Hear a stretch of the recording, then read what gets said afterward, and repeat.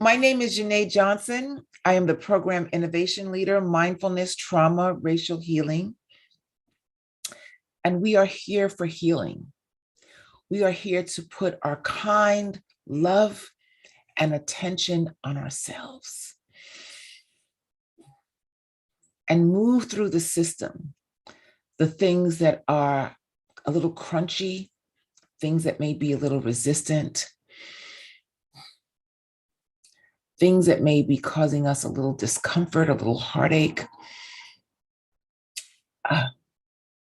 things that we're just not sure about. We're just here to just breathe through that, put a little kind distance between us and it so that we can then know how to proceed.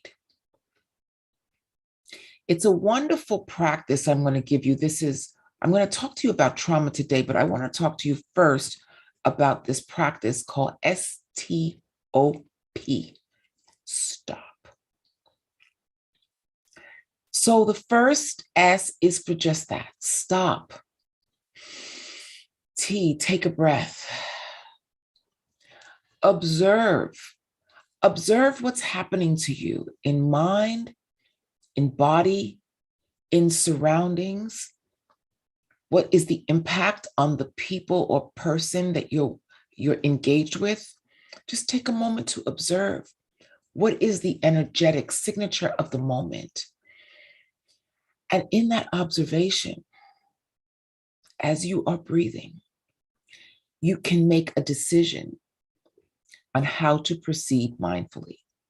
STOP, stop, observe, and then proceed mindfully.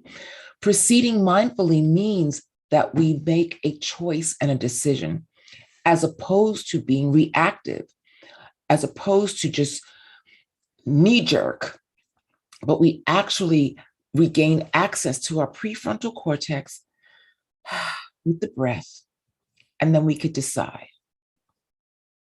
We could decide on our tone of voice. We can decide on what will the words be that I say. We can decide if I'm going to say anything at all. Maybe I'm just going to tilt my head and listen and be curious. Maybe I'm going to wait and respond later when I can really put all the thoughts together that I want to put together.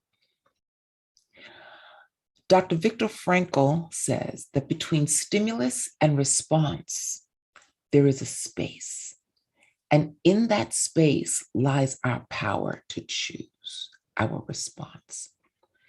So what we want to do is, with our breath, is to gain access to that space.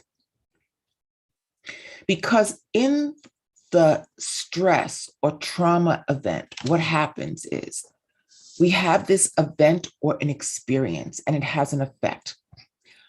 The event is actual or extreme danger of harm. I'm talking trauma now.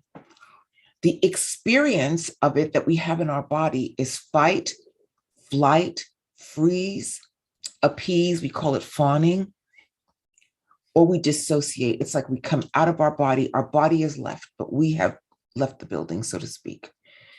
And this is combined with a sense of helplessness to escape. And this feeling overwhelms our body with a cascade of hormones, cortisol primarily, adrenaline, and our body is just, and brain are just overwhelmed. We lack that, we call it the amygdala hijack, the prefrontal cortex, we call it like flip the lid. We don't have access to good decision-making and judgment. So this kind of dysregulation happens when we're in a traumatic event, and it also happens when we're under stress. And this is why having that mindful moment is important, because what it helps you to do, we breathe, and the breath helps us to metabolize the stress, to activate the body's calming response, so that we can then, make a decision as to what is the next best thing. It may not solve everything, but what it does is it gives you access to yourself. So why don't we do a little breathing together? Just want to give you a little talk today to remind us why we do this work and why this mindfulness is in the lodged in the trauma-informed systems, because it's all of a piece. So beautiful. Sitting in an upright but relaxed position, you're alert, but you're relaxed, not stiff and shoved forward, but just upright, relaxed, dropping the gaze, closing the eyes, rolling the shoulders back. Yeah, finding a good, comfortable place. Beautiful. You know, you can move your neck a little bit. Help yourself just settle in.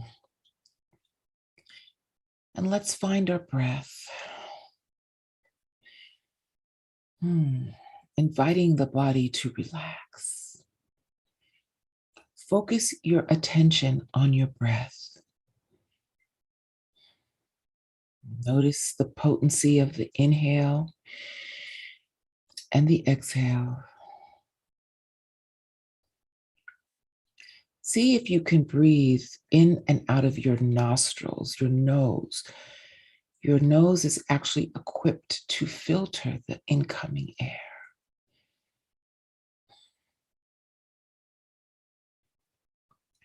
Find a nice, easy, natural rhythm to your breath.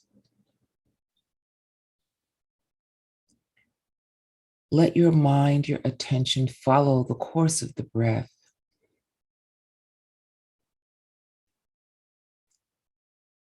Notice the temperature of the air as it comes through the nose.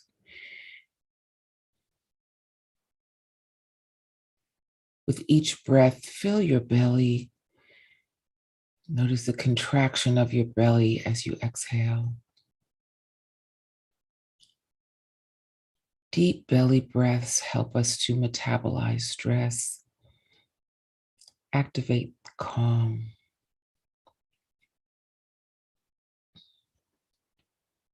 If your mind wanders, it's okay. Notice that. All of this is noticing. And then gently and kindly bring your mind back to the breath.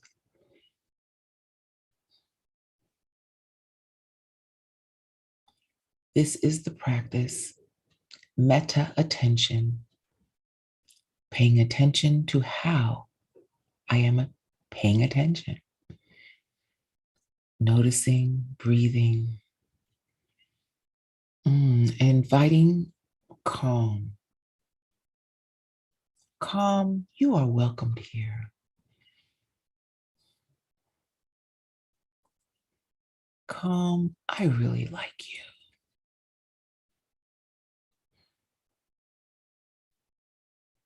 You're so helpful. You're such a support.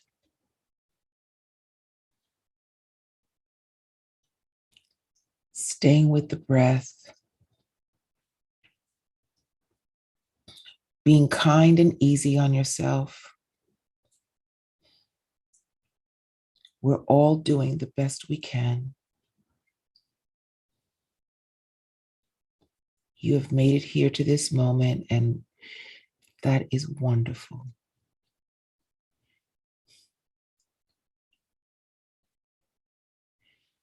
Thank yourself as you breathe.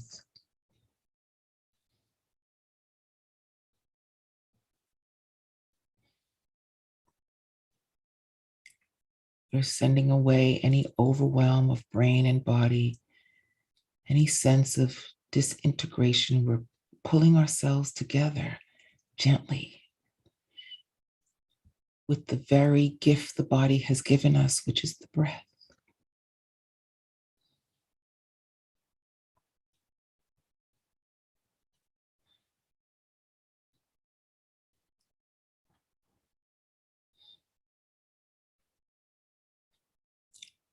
Always on a positive note, it is available to heal from trauma. It is available to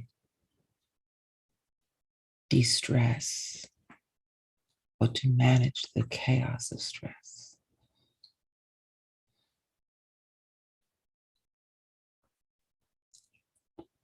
Our circumstances do not have to run us out. Learning to sit for quiet sitting 12 minutes a day will help you build this muscle of inner calm and resilience.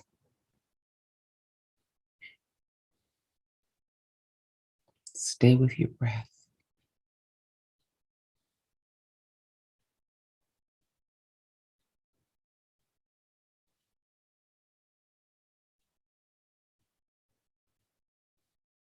Keep finding the breath over and over. Inhale, exhale. Full belly, empty belly.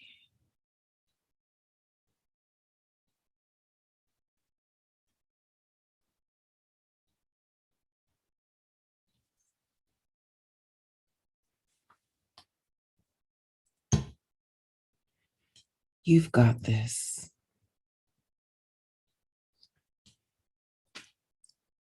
Life is a gift and it was given to you.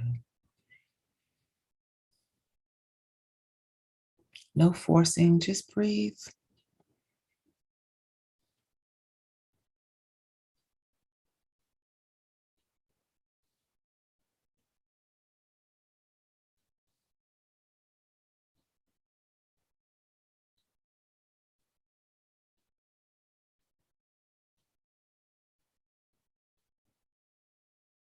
Coming home to the breath time after time. Full belly, empty belly. Inhale, exhale. I'm watching myself breathe, listening to the breath, activating calm and resilience. What a wonderful practice.